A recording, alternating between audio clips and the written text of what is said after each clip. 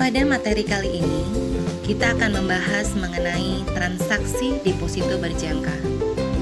Dan pada tujuan pembelajaran kali ini, kita diharapkan mampu menjelaskan pengertian deposito berjangka, kemudian kita mampu menjelaskan penggolongan deposito, kita diharapkan mampu menjelaskan jenis pencatatan deposito berjangka, dan juga kita diharapkan mampu melakukan pencatatan transaksi deposito berjangka.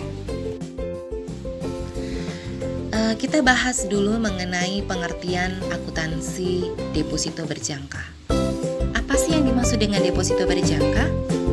Deposito berjangka itu adalah simpanan pada bank yang penarikannya hanya dapat dilakukan setelah jangka waktu yang ditentukan menurut perjanjian antara bank dan pihak penyimpan berakhir. Jadi nanti ada namanya masa jatuh tempo, di mana perjanjian ini berakhir antara bank dengan deposan atau penyimpan deposito. Nah, untuk perpanjangan waktu deposito itu bisa dilakukan dengan cara rollover.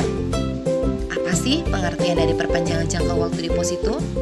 Jadi, perpanjangan jangka waktu deposito itu adalah perjanjian yang dilakukan antara deposan dan pihak bank untuk memperpanjang jangka waktu deposito. Sehingga apabila deposan tidak menarik uang simpanan pada tanggal jatuh tempo, uang simpanan tetap berbunga. Namun, jika seorang deposan tidak melakukan perpanjangan waktu, lalu uang simpanan tidak ditarik pada tanggal jatuh tempo, uang simpanan tersebut tidak berbunga lagi.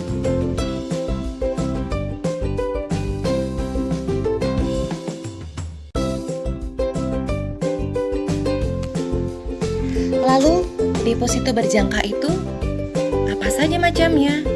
Baik, kita bahas di sini. Jadi, penggolokan deposito berjangka itu ada beberapa, ya. Jadi ada yang 1 bulan, ada yang berjangka 3 bulan, ada yang 6 bulan, 12 bulan, 18 bulan, bahkan ada yang 24 bulan. Jadi deposito berjangka itu bisa dipisahkan menjadi 2, yaitu yang pertama, kewajiban jangka pendek, yaitu deposito yang masih berjangka 12 bulan atau kurang sejak tanggal neraca. Jadi tidak sampai 1 tahun.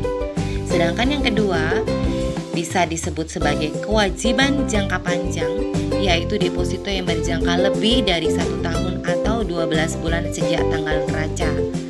Jadi misalnya deposito 12 bulan, 8 bulan, 18 bulan, dan 24 bulan.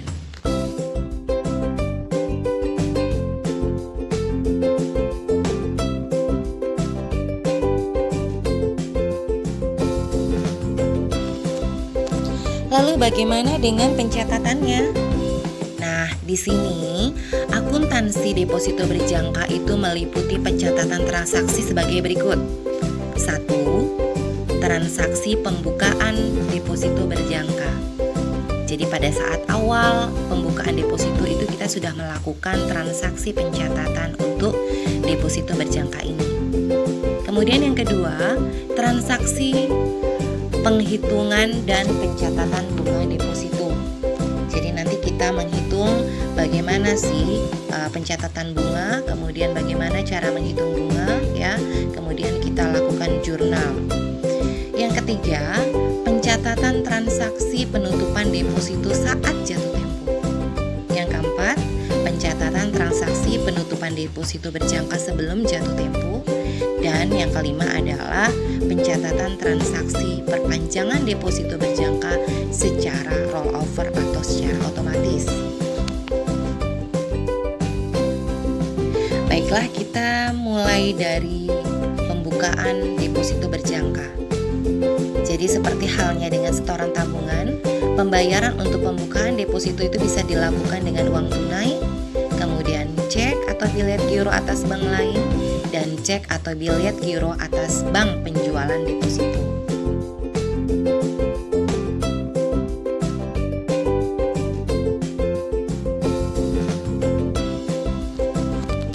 Contoh jurnal transaksi pembukaan deposito berjangka. Coba kita lihat di layar ya. Pada tanggal 5 Juli 1999, Satria membuka rekening deposito di Bank Jaya sebagai pembayaran diterima uang sebesar 30 juta rupiah. Jangka waktu 3 bulan, suku bunga 21% setahun dibayar pada tanggal jatuh tempo bunga. Nah, berikut jurnal yang dibuat oleh Bank Jaya untuk transaksi tersebut di atas. Kita buat dulu ya tahun, kemudian bulan dan tanggal. Kemudian di keterangan kita tulis kas berada di posisi debit sebesar 30 juta. Kemudian di sisi kredit kita tulis jurnal akun deposito berjangka 30 juta rupiah.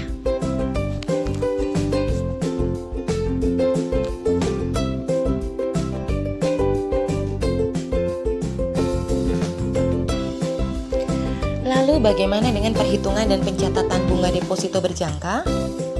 Bunga deposito berjangka diperhitungkan setiap 1 bulan mengendap dengan suku bunga tetap.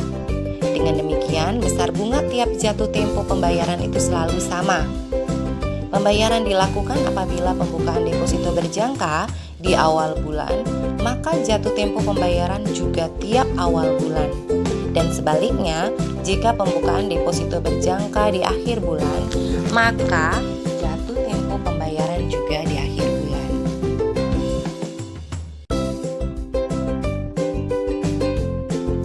Baik, kita coba contoh ya perhitungan dan pencatatan bunga deposito berjangka. Di sini contoh dibuka deposito berjangka pada tanggal 5 Juli 2015 dengan nominal sebesar 30 juta rupiah, jangka waktu 3 bulan dan suku bunga 21%. Nah, di sini berapa sih besar bunga yang bisa kita hitung? Ya, jadi kita lihat dulu nominal depositonya sebesar 30 juta rupiah dikalikan dengan 1/12, jadi 1 tahun itu ada 12 bulan. Karena kita menghitung selama 1 bulan, maka kita dibagi dengan 12 bulan. Ya, kemudian dikalikan dengan bunga 21%.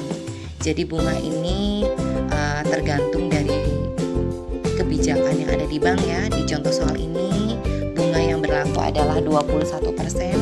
Jadi kita menghitungnya 30 juta rupiah dikalikan 1/12 dikalikan dengan bunga 21%. Nah, didapatkan di sini sebesar 525.000 bunga selama 1 bulan. Nah, bagaimana jurnal pencatatannya yang dilakukan oleh bank? Kita buat dulu tahun, kemudian bulan, kemudian tanggal, kemudian di keterangan kita tulis beban bunga deposito berjangka di sebelah debit sebesar 525.000 rupiah. Kemudian di sebelah kredit kita tulis akun bunga yang akan dibayar sebesar 525.000 rupiah.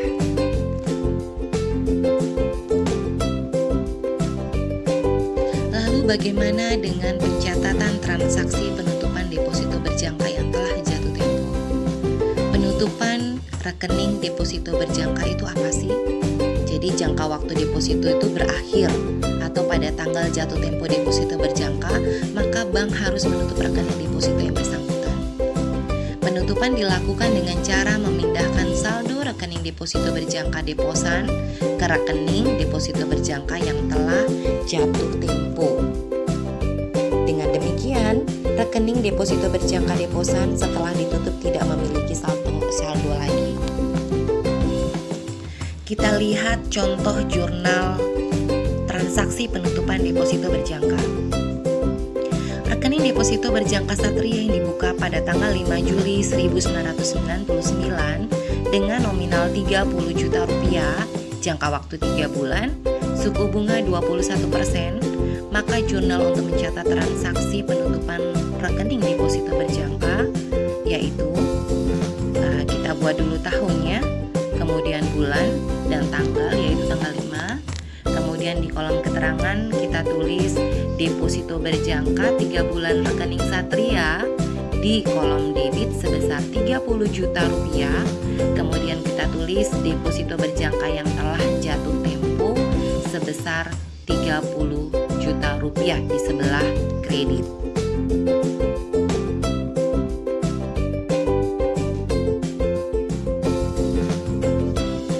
Lalu Lalu bagaimana perhitungan jumlah yang harus dibayar bank kepada deposan?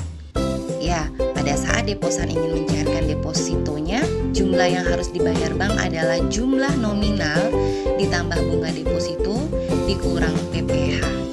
Jadi perhitungannya adalah yang pertama kita lihat dulu berapa jumlah nominal deposito berjangka. Jadi dari soal di atas kita lihat bahwa jumlah nominal deposito berjangka adalah sejumlah 30 juta rupiah. Kemudian kita bisa menghitung bunga depositonya yaitu 30 juta rupiah dikalikan 1/12 dikalikan 21%. Jadi di sini kita ketemu jumlah Rp525.000. Nah, sedangkan ada berlaku PPh sebesar 15%, jadi kita kurangi dengan PPh 15% ya.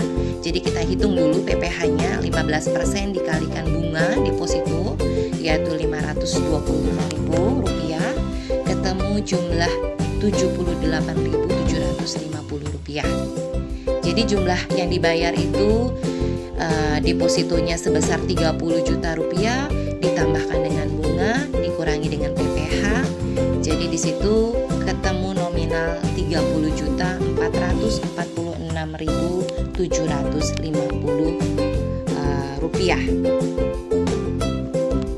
Jadi begitu penghitungan untuk jumlah yang dibayar kepada deposan. Lalu bagaimana contoh jurnal pencairan atau penarikan deposito berjangka? Jadi kita lihat di sini. Nah, berdasarkan slide sebelumnya ya, kita buat dulu jurnalnya. Seperti biasa kita membuat kolom dulu, kolom untuk tahun, tanggal dan bulan, kemudian keterangan, kemudian sisi debit dan kredit. Ya, di sini di keterangannya deposito berjangka yang telah jatuh tempo sebesar 30 juta rupiah di sebelah debit, kemudian bunga deposito yang akan dibayar di sebelah debit sebesar Rp525.000. Kemudian di posisi kredit kita buat jurnal utang PPh sebesar 78.750 dari perhitungan di atas tadi. Kemudian kas sebesar 30.446.250. Nah, dari mana kas ini tadi? Ya, perhitungannya tadi kita hitung ya di atas ya. Dari jumlah deposito kemudian ditambahkan dengan bunga dan dikurangi dengan PPh.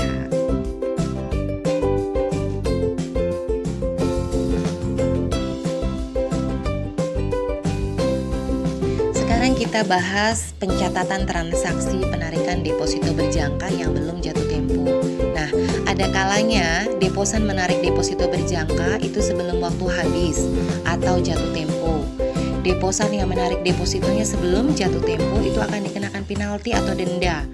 Jadi penalti itu adalah selisih bunga deposito berdasarkan perjanjian dengan bunga deposito berdasarkan suku bunga secara umum. Lalu bagaimana cara menghitung penalti? Nah, kita lihat di sini ya. Pada tanggal 5 Maret 1999, Satria membuka rekening nominalnya sebesar 50 juta rupiah, jangka waktu 6 bulan, bunga 21% berdasarkan ketentuan, dan bank menetapkan suku bunga 18%. Dan pada saat tanggal 5 Juli 1999, Satria mencairkan depositonya. Ya, jadi kita hitung di sini 4 bulan ya. Jadi deposito itu sudah berjalan selama 4 bulan, yaitu ada jatuh tempo selama 4 kali, tanggal 5 bulan 4, kemudian tanggal 5 bulan 5, tanggal 5 bulan 6, dan tanggal 5 bulan 7 ya, yang seharusnya 6 bulan, tapi ini 4 bulan berjalan, dia ingin menutup depositonya.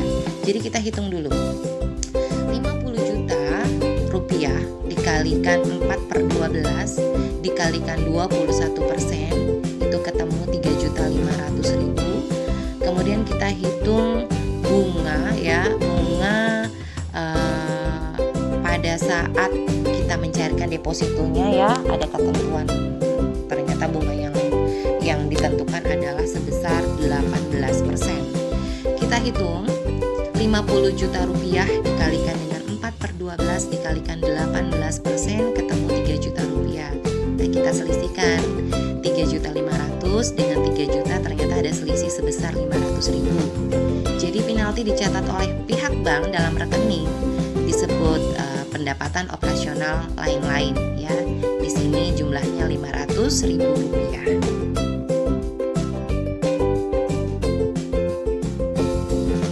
Lalu bagaimana menghitung jumlah deposito yang harus dibayarkan kepada deposan?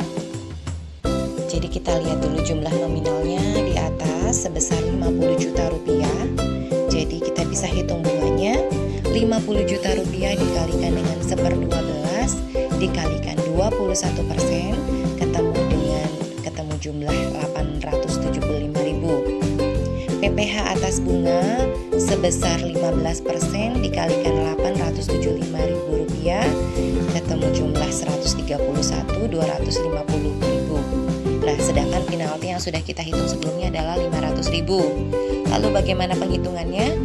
Kita total dulu nominal plus bunganya ya. Rp50 juta ditambah dengan Rp875.000 ketemu jumlah nominal Rp50.875.000. Kemudian kita hitung lagi PPh dan penaltinya berapa jumlahnya? 131.250 ditambah Rp500.000 ketemu jumlah Rp631.250. Nah, sehingga jumlah yang dibayar adalah total ya. Total tadi nominal plus bunga ditambah dengan PPh dan penalti dikurangi PPh dan penalti, yaitu Rp50.875.000 dikurangi Rp631.250 ketemu jumlah Rp50.243.750. Berikut jurnal pencairan deposito berjangka Satria ya. Kita buat dulu seperti biasa, kolom tahun, bulan, dan tanggal. Kemudian di kolom keterangan kita tulis deposito rekening Satria sebesar Rp50 juta di sebelah debit. Kemudian beban bunga deposito Satria ya di sebelah debit juga Rp875.000. Kemudian di kolom sebelah kredit kita tulis pendapatan operasional lain-lain ya sebesar Rp500.000. Kemudian utang PPh sebesar Rp131.250 dan kas sebesar Rp50.243.750.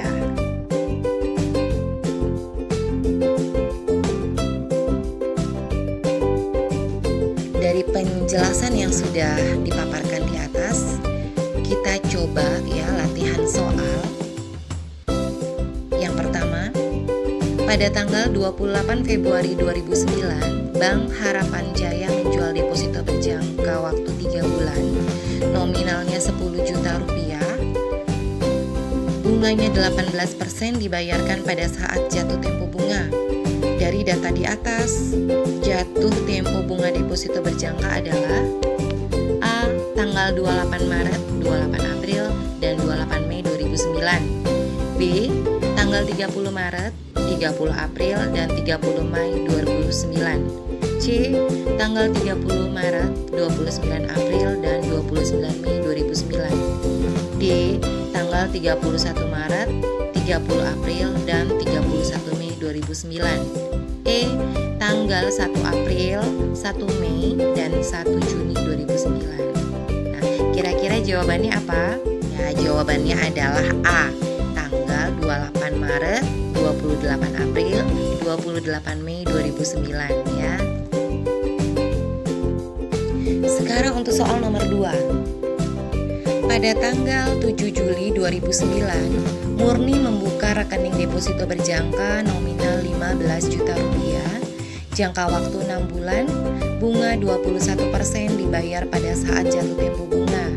Tarif PPh yang berlaku 15%. Berdasarkan data di atas, jumlah yang harus dicatat sebagai beban bunga pada tanggal jatuh tempo oleh bank penerbit adalah A. Rp178.500, B. Rp210.000, C. Rp223.125, D.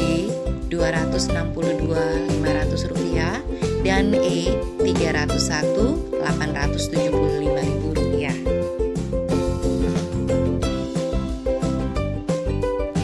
Lalu apa jawaban untuk soal nomor 2 ini? Ya, jawabannya adalah D, sebesar Rp262.500. Dari mana kita menghitungnya? Kita coba hitung bersama ya. Besarnya bunga deposito kita lihat dari jumlah nominal deposito itu sendiri, yaitu sebesar Rp15 juta dikalikan dengan bunga 21% dikalikan dengan 1/12, ketemu jumlah nominal Rp262.500.